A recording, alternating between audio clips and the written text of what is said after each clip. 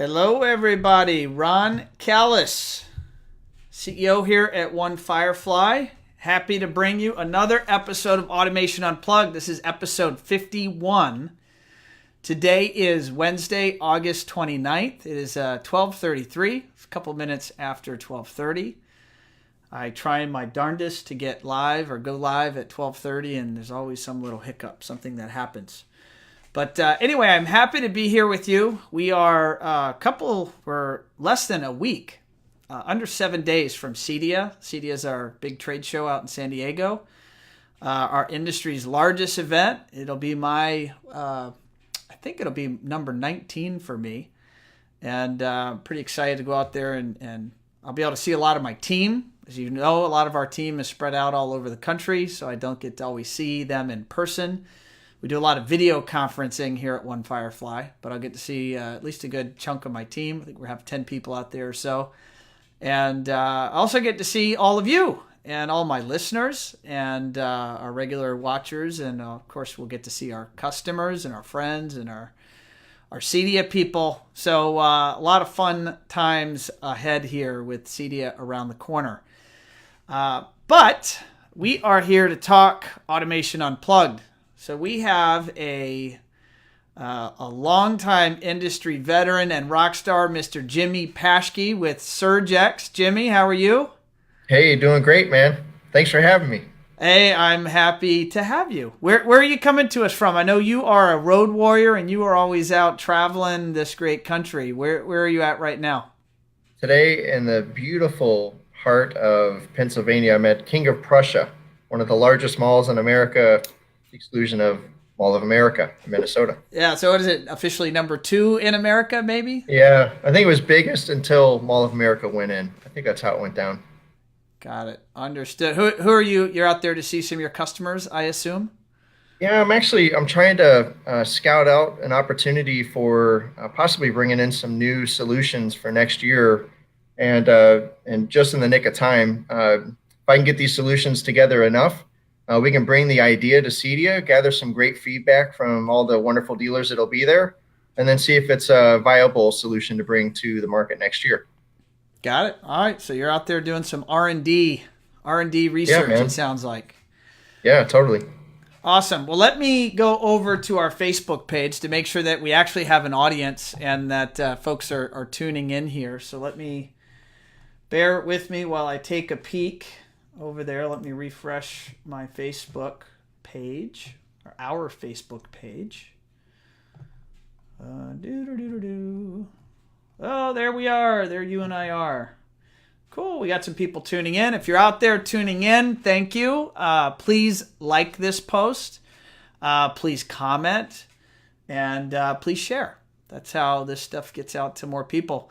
Last week, the bar has been set high, Jimmy. Last week, for show number 50, I interviewed Trey from HDMI Staffing, and I happened to touch on I think a chord in terms of staffing and the bottleneck I think that has on our industry right now. And the view, the impressions, and the watches on that video, I think it's broken all records actually, which is pretty interesting.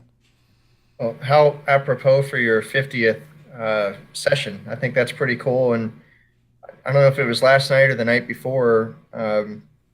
It might have been on a post that Trey put up on LinkedIn.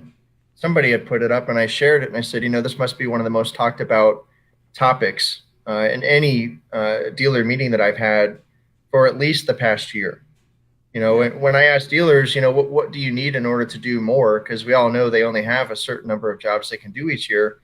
It's labor. And as I mentioned prior to us starting, I've been trying my best to connect mostly Brent at HDMI and Joe Boston over at Maverick Technical Institute. And I'd love to be able to do that with CEDIA as well. Maybe is it Giles? Giles could help me get with somebody as there. we were recently, Mr. Gile. Gile, that's right.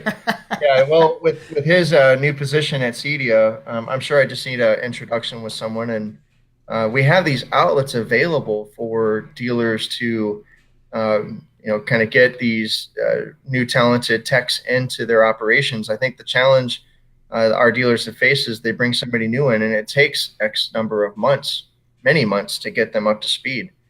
So these folks, HDMI and MTI and CEDIA can possibly help us, get that ramped up. Maverick's got a technical institute. They have a 4-month program now. I just found out it used to be more than 8 months. So yeah, I didn't know they had. I didn't know they had reduced the. Did they consolidate it or just jam all the content into a shorter period of time? They consolidated it for sure, and they put some onus on the students to try to get that education through at a quicker pace. Still great education though, and they're most concerned with making sure that somebody that comes out of the program is well suited to handle whatever our dealers are going to throw their way across the country. Sure. Yeah. Well, Jimmy, I have a number of what I hope will be very fun and relevant topics for our audience. And we just had a big pop in signups in terms of people signing in. So if you're out there watching and listening, like us, comment, share, and let's jump into it. But Jimmy, I always like to start with your background. And my guests, I like to know kind of where you came from and i.e. how did you land in this industry of custom electronics, and what does that path look like for you to bring you to today?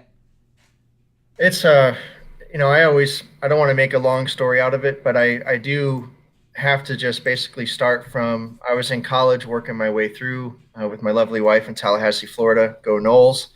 Was going to go into big law. Virginia Tech game this weekend. Yeah, totally, man. Absolutely. Labor Day. Which is why I took a very early morning flight out on Tuesday instead of going what I would normally do a Monday evening for CEDIA. So working my way through at Florida State, I was going to go to law school. I was going to look to go into the legislative field, possibly with public admin and law. And somebody from Sony Electronics approached me at a Sears store of all things where I was working in electronics. And they said, dude, you do such a good job. His name was Henry Kaitong, awesome fellow. He says, you interested at all in this job we have open in North Carolina with Sony?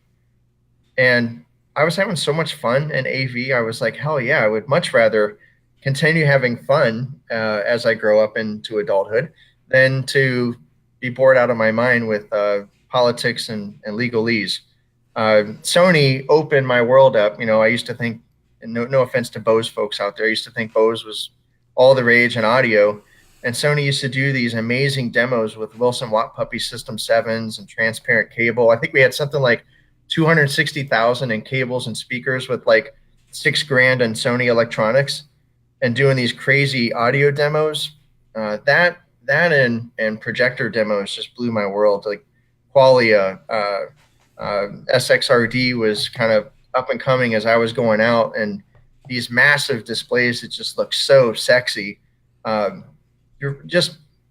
fell in love with the CEDIA channel my last couple of years at CEDIA, and I'm very thankful that dealers across the country have these exceptional experience demos that they're able to provide to anybody who's interested, whether it's a theater that just totally kicks ass, or $20,000 to $200,000, $1 million in audio that just is like blow my mind, and give me something I've never had a taste of. So there's always that, I got to quench the thirst of give me a taste of something I've never seen or heard. Then 2 years ago in Infocom, the New Box Solutions content that was created for, what was Andy Wilcox involved in? Meyer Sound. Yeah, Meyer Sound. Meyer Sound. Incredible theater demo. Incredible. From a content visually and from obviously the audio portion. I walked out of there. I was going to be going to a Metallica concert later that fall. I shook the hand of the president of Meyer Sound. I said, dude, I cannot wait to hear Metallica in Viking Stadium later on this year. So I just I have a passion for this channel. I have a passion for what our dealers do. There's no way I could do it. I'm just thankful that they're able to, because it keeps us in business. So, yeah, that's it. With SurgeX, what's your role there at SurgeX? I'm really driving the residential business. They hired me on in 2014 to get that residential business going, and really we kicked into the high gear in 2015, and it hasn't stopped since.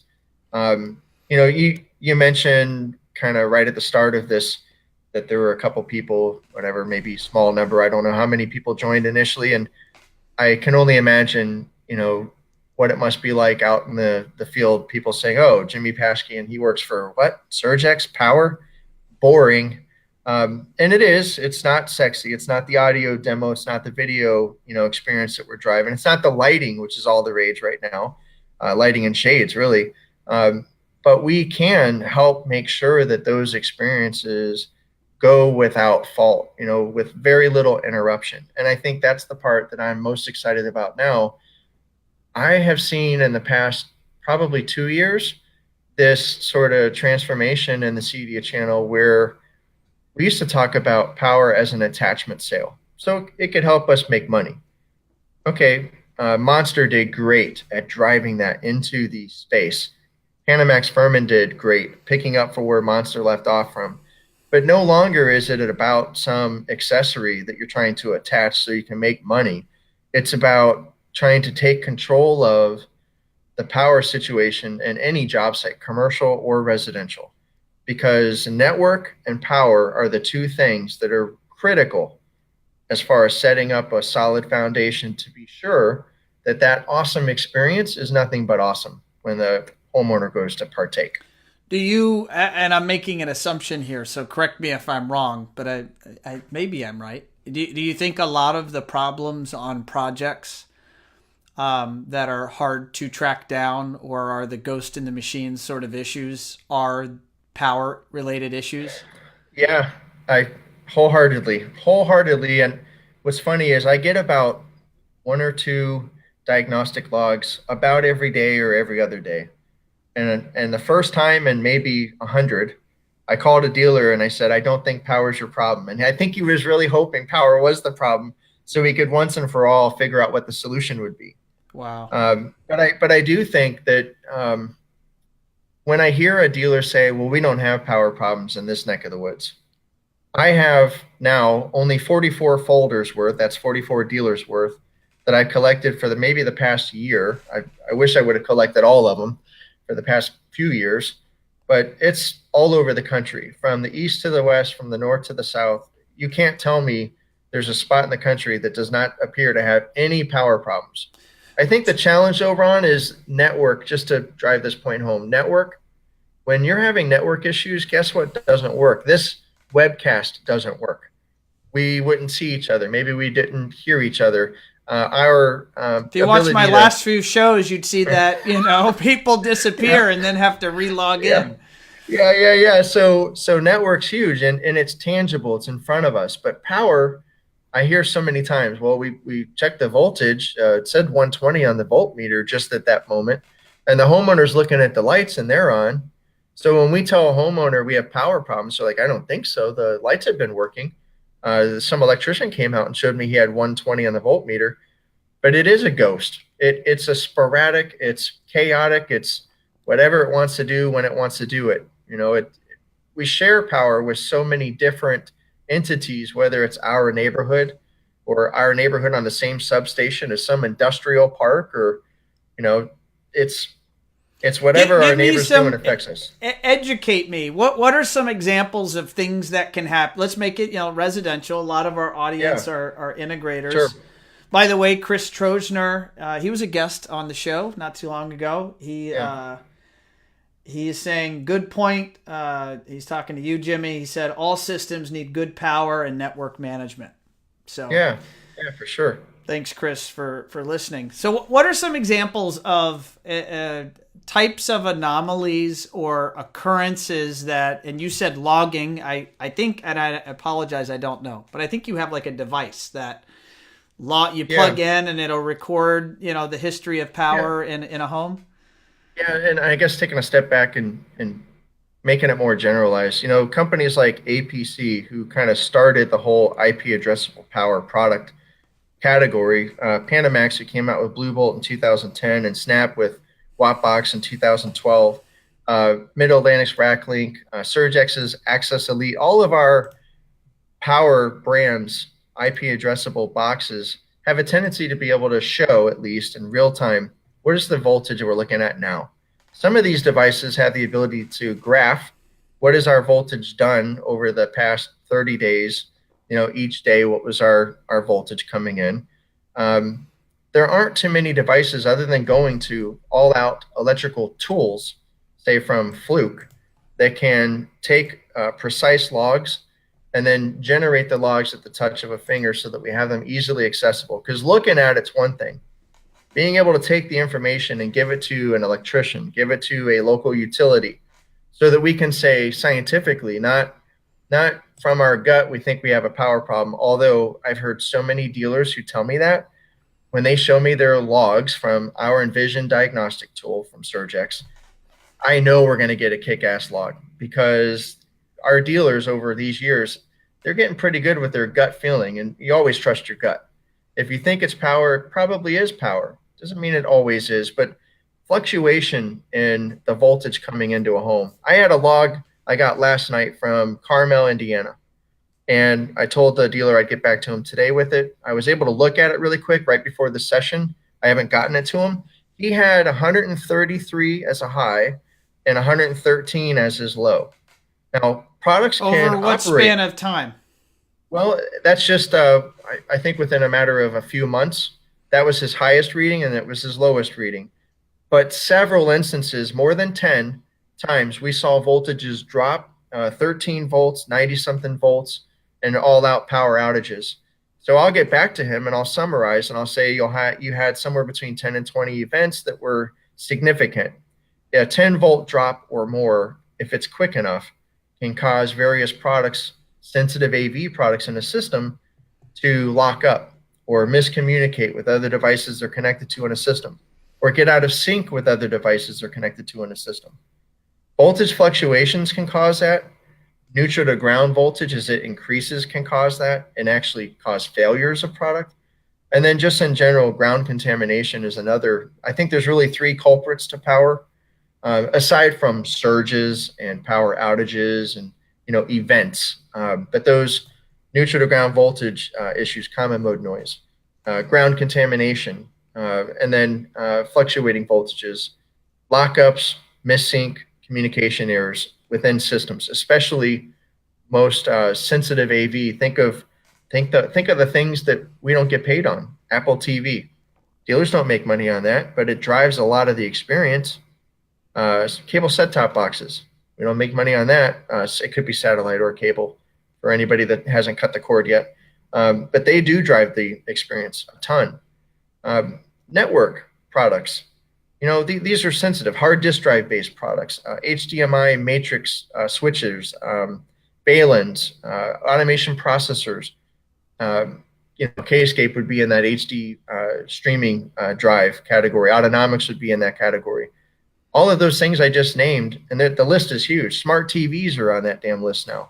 Most things that most integrators are installing and working with every day and installing in the home. Totally. It's just a matter of relativity. At some dealers, I say, what's a high-end job for you? And they may say 100 to 200,000. Another guy may tell me a low-end job is 300,000. And whereas another dealer would tell me, it's all relative. 10. Yeah. All relative. Yeah. But what does change is you go up in budgets typically. The sensitivity level, the complexity level of the system is also going up, probably proportionately, really. I mean, right. So the more complex of a system you're putting in, I would say the most sensitive it is. But I tell you, dealers then say, well, we'll make sure we use something really good then on a really good system. And I'm like, yeah, that's cool. One way to look at it. You made decent profit. So if you happen to have a service call, you can afford to go out there once or twice maybe. And then I'm like, well, what about that $10,000 job where you really didn't make that much profit? If you have to roll out there, 1, 2, or more times, you are not making money on that. And what's the chances then that a customer that you just got engaged with that $10,000 system, that might be their entree into this whole thing that you miss an opportunity to create the passion for them because they've got issues with this $10,000 system. Then they're like, screw this. I'll just go back to, streaming something from my phone or Sonos or. When an integrator chooses to not put in appropriate power protection across all the endpoints, the consolidated pieces of hardware in a project, do you think that they're doing that? I'm making a broad question, so maybe there's a broad answer. Do you think they're doing that because they are choosing to not do it? They think the customer won't purchase it? Or do you think they are simply unaware of the importance of that piece of the equation? Awareness, there's some of that. I think, as I mentioned, the past 2 years, and really it's elevated a lot just this last year. I do hear more and more, not just from dealers, and it's usually the guys that are probably the best at processes. They are very methodical about putting together a system. So they've got system engineers or a consistent type of system, and they have a standard protocol for doing that. And I think those guys have witnessed when we do a job here, here, and here, everything's fine. But we did it over here, and something is different. There's some ghost that we've been chasing. And, temperature, network, power. Did we do our install right? I had a dealer tell me once that could be one of the factors. Did we do our programming right? Maybe there's different technicians on certain types of jobs. Maybe. So what are the variables? And then if we can isolate it to power, okay, we have noticed, and this is from dealers, man, we have noticed that things work in our shop because we stage here at our shop. They don't work at this job. We take it back to the shop. It works fine. Power is different. We took a look, we dug in, and we realized power is the difference. Right. Okay, cool. So we're helping dealers get to that point faster. We're helping them by, taking benchmark readings before they finish the job, light it up, and then leave the home. We're saying, dude, take a look at your power coming into that home, at least on the circuit that's closest or at the rack location. Take a week or two and just see what that looks like, because you don't want to surprise, 6 months from now, all of a sudden stuff's wacky. And that's what I hear a lot, Ron. I hear a lot of dealers who kind of after the fact, they didn't sell a proper foundation because they didn't know, or because the homeowner said no, or because the budget said no. But they realized after the fact they're having all these issues with products. I don't see if a business owner or salesperson positions power correctly, and that's in air quotes, so I don't know exactly what correctly is, but if they position it correctly, how would a homeowner say no to that? I'm just curious. No, I don't want my system to be stable. No, I don't want it to work all the time. Why would they do that?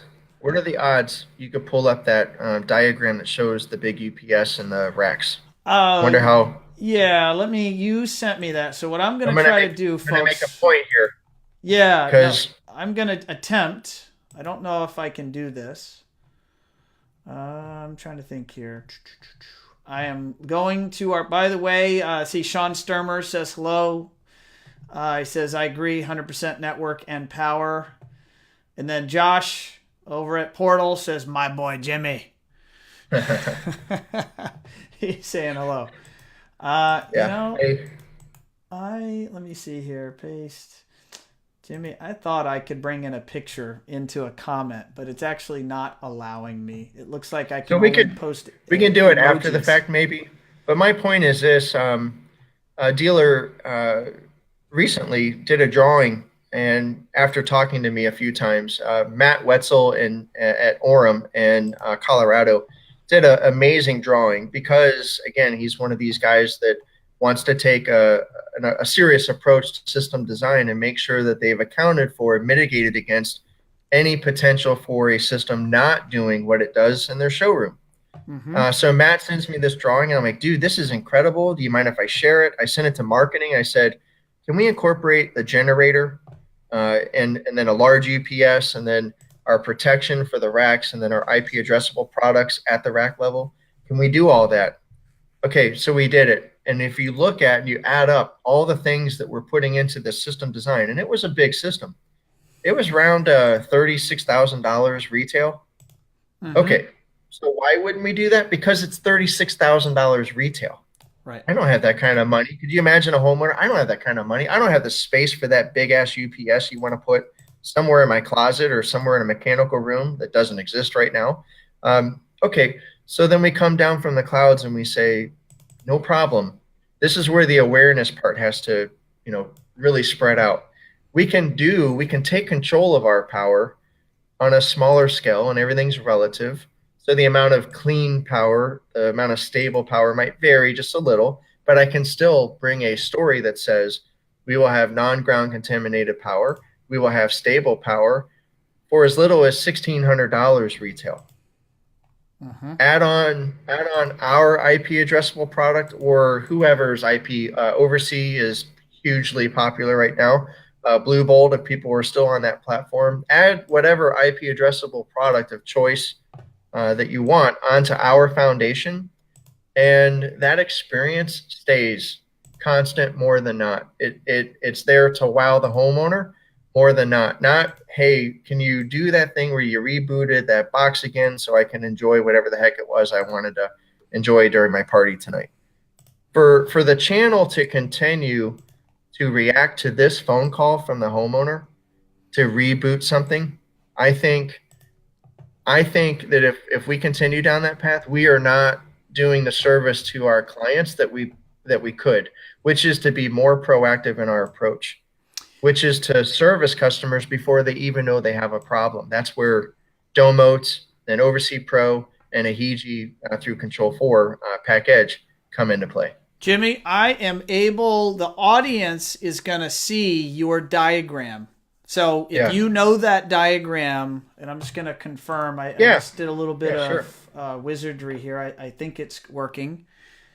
If you're out there, you can confirm. Yeah, there you go. Yeah, so it's streaming. So if you want to explain that diagram now, everyone on Facebook can see that. I had an amazing thing happen just last month. A dealer in the LA metro market sent me a text, sent me an email, and said, hey, we are having some really big power issues. And it was neat that he at least identified that already. Okay. And he said, what do you recommend? We got on a phone call. What do you recommend? He said, can you meet with our estate manager and the electrical firm and the EC on site with our system design guy via phone later on today? I'm like, because he was frustrated. They were all frustrated. I said, yeah, sure. Let's have a discussion. Well, the homeowner was getting a little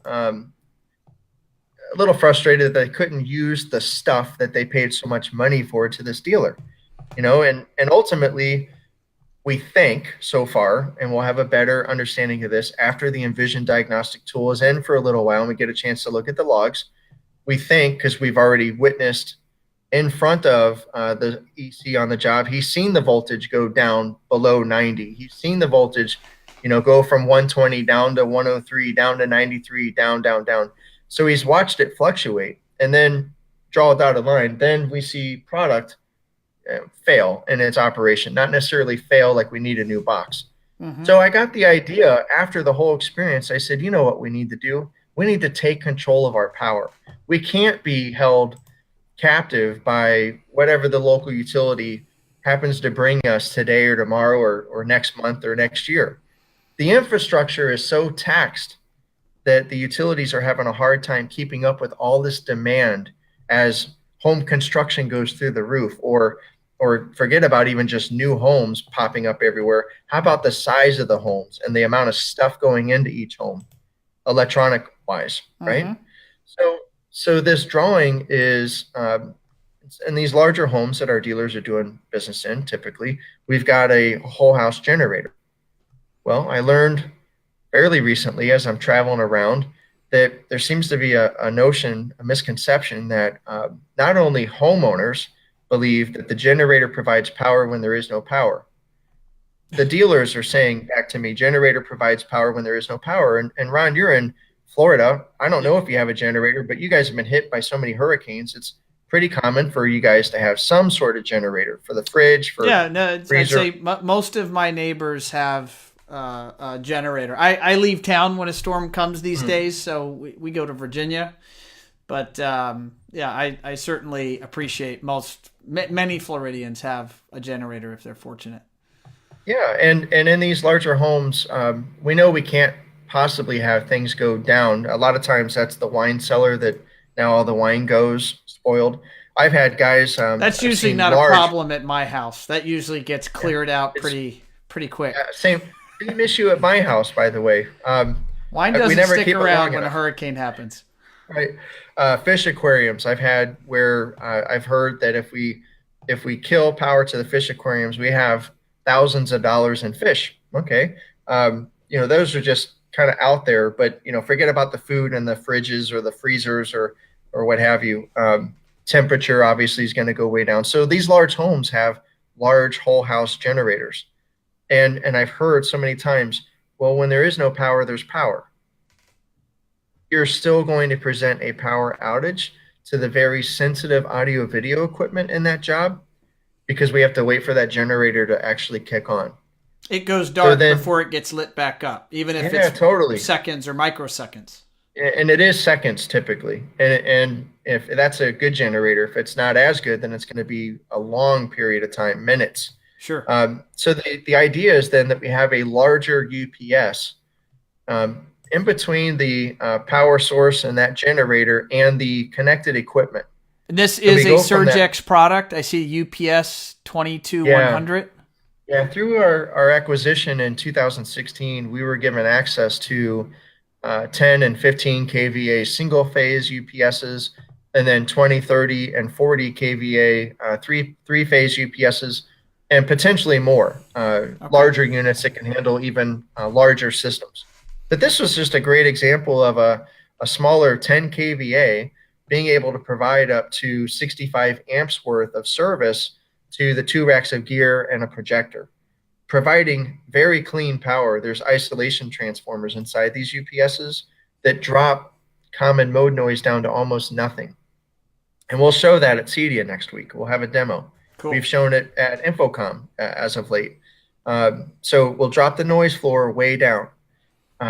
We provide stable power to the connected sub panels or sub panel. And that's anywhere from down 15 or down 30% to up 15% of whatever our input voltage is. We'll have a voltage output at whatever you select, and that could be 120 or it could be 240. Barco projector takes 240. So what I've heard, the AV gear we put in typically is 120. We can send simultaneous outputs like that to the projector at 240 and to the AV gear at 120. And amplifiers, we don't ever put amplifiers on UPSs, but these large UPSs can handle up to a 300% of their nominal input. So if 60 amps is the input, we can handle up and serve up to 180 amps for a period of time to handle inrush current, up to 500 milliseconds. I'm getting in the weeds there, but so I see the white box feeding to the breaker panel, and the breaker panel is then feeding to these things called PF420s. What are those things? That's right. So those actually provide the surge elimination. So at SurgeX, we pride ourselves on not just handling surges by diverting the surge energy to ground. We don't have a ground approach. We eliminate the surge by taking the high frequency and putting it out of phase, and we pass 60 hertz while we do all that. So your connected equipment won't see ground contamination, and it won't see common mode noise because we already took care of that with the UPS. It'll see stable power because the UPS is giving us regulated, very stable power. And we won't see surges because the PF420, if anything were to get past that UPS, which the UPS could take care of most of surge energy, but not all of the surge energy, like our products and the surge elimination advanced series mode category, the PF420 would never present a surge to the connected racks or that projector that was connected as well. So this is clearly a best practice documented here. It is, yeah, and that's up in the clouds. That's not going to be every job. That's maybe 1 to 5 a month. Although we did just have one home put 2 in, so who knows if that number changes. But this is called taking control of your power, and we can do it up in the clouds there at 30,000+ at retail, or 100,000 at retail, or down at $1,600 retail. Now you gave me another drawing here. Another document, and I'm game to throw that up here. It says Envision, and I see a bunch of green and yellow charts here. I'm going to share that. Tell us what that is. Okay, so how would you know that you have to take control of your power? What if what if your client needed something of science and math to say, you know what, your home actually has very poor power quality, and here's the proof. So this diagnostic tool simply plugs into a circuit. And yes, it is only a circuit. But I'll tell you, if that's the circuit in or near where your rack of AV gear, your sensitive AV is going to go, you probably want to know that you've got good power quality to work with so that you can mitigate against any kind of phone call to say, hey, can you reboot this thing again? Or, hey, something broke. Can you come fix it? I've had dealers say they've been out to homes 2 to 4 times before they realized what the issue was. Before they realized, because I guess by happenstance, they happened to be at the site at the same moment some power thing happened and they watched something die. But 2 to 4 times, if you're swapping something out, you probably want to dig in and you want to assess whether or not it is power that's causing that particular box to die, because it's probably not the box. Right. Most of us manufacturers have way less than a 1% failure rate. You know, we all test that stuff before it ships out. And for the most part, any job I've ever been at, to have 1% is a high number. Right. So it's probably not the box. So could it be voltage? So that diagnostic tool, that software we're looking at, is looking at incoming voltage. What is it? Every half hour, without you setting anything up, it will tell you what was your minimum, what was your maximum, what was your average. What is this? Read this one for me. What am I seeing here? I see 118 volts there on the top. And this is there in your hotel? This is like... Yeah, so that was just a snapshot of a live look at what is going on in my hotel currently. And so that was a moment in time, but I've had it plugged in since, and we've been at this now for almost an hour. So after my first half hour, I get a log in Excel that starts to show me what was my incoming minimum, maximum, and average voltage. And over 180 days, which is my maximum memory until I start rotating, I can take a look back and say, just like this dealer with his log last night, we were at 130s and we were in the 90s. You know, so that's a high fluctuation to be that low and that high. I would imagine that gives the dealer the evidence to take to their customer and justify the technology solution, which would be good, you know, power protection. Yeah, that's right. And yes, sometimes it allows us to sell something. I will tell you though, a dealer in Dallas contacted me 2 nights ago, actually Friday night. And on Monday he called me and he said, so Jimmy, what's the deal? This is a very important customer. We really need to know what's going on. Well, I wrote him last November and I wrote him again because he had even more data. And I said, it seems to me that this is so prolonged, these power fluctuations we're looking at, and so pronounced because they're so variant in their lows and highs. We really need to do what we mentioned doing last November, which is get an electrician, licensed high voltage carrier into the home and verify the connections at the outlets and the connections at the circuit breakers. Make sure we're tight. Make sure we don't have an improperly bonded neutral. Make sure we have a ground wire. These are all things that come up, by the way. If all that looks good, check with the utility, because maybe it's the incoming service. And we have had, I don't know the count to heart, but it's between 10 and 15 over this past 1 year, where we've had loose neutrals at the transformer and we've had corroded transformers, which, guess what? Our AV dealers can't fix that. The utility needs to fix that. And if they don't fix it, we will be fixing our systems over and over again. We'll be swapping gear out over and over again. Meanwhile, the frustration from the customer is growing. Because guess why, Ron? The lights worked, but your remote doesn't work. Your TV that you installed doesn't work. Your whatever, you fill in the blank, doesn't work. So big picture here, because we're coming on actually almost 40 minutes, believe it or not. Yeah. How do integrators, what's your advice? Where do you point them in terms of how to become better or smarter or more educated around the subject of power? Are there resources? Do you guys have resources? Does CEDIA have resources? What's the answer? We're doing a training, and it will not be SurgeX oriented. Lauren Simmons at SurgeX, our marketing director, will be conducting a training on behalf of the NSCA through CEDIA. It'll be generic, and it'll teach dealers how to and what to look for as it relates to power. and then go from there into what do we do once we see these issues. I tell dealers all the time, thanks for the time, because I know power is not high up on your list of, things you really want to dig into, but it is important. Mm-hmm. And if you do no business with me, you should at least get our diagnostic tool so that you can see what's going on with the power, because once you see what's going on with the power at the home site, then you can know how to better address that particular customer's needs. If you did not sell an online dual conversion battery backup, but there's a generator on site, or you see fluctuation. Here's an idea. Like a dealer could buy that thing, and they could, the concept of integrators developing service and maintenance plans for their customers is very top of mind. It's out there in the ether, in the media and whatnot. What if the dealer would go to the customer's home once every 6 months or once every 12 months and plug in and deliver to the customer a report of their power and instabilities that might be causing other problems, and thus that's perfect, causing an issue with their large investment and the technology in their home? I mean, that's a great idea, and we advocate leaving Envision on site anywhere that's hard to get to. High profile customers, there's a lot of those. Jobs that are hard to get to, a lot of those as well. Neighborhoods that we know have bad problems with power, and I talk to dealers all the time, and they'll throw out at me, oh yeah, this neighborhood, that neighborhood. Okay, if you know that, then why not collect the data so that you can always revert back to it and then show it? What's cool about that diagnostic tool, by the way, I say it all the time, I'm not an engineer. I've seen so many logs, I can take guesses as to what I think the issue is, then run it past engineering and they'll bless it or not. But I don't have to be an engineer. I don't have to know all the ins and outs to electrical. I let the Envision stay plugged in. I have a log that has data on it.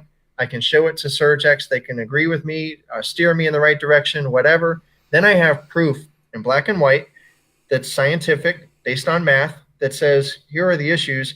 Hey, Mr. Electrician, what do you think would cause that? Or, hey, local utility, what do you think would cause that? And then they can dig in a little more and verify.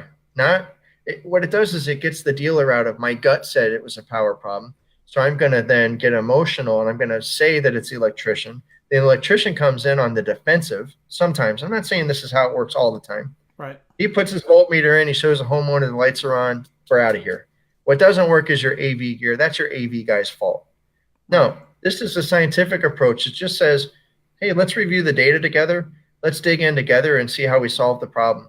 Sometimes it's product. Most of the time I've witnessed it's not product. We can fix something with a Band-Aid and sell some product, but it doesn't take care of the global issue that might be affecting the job site.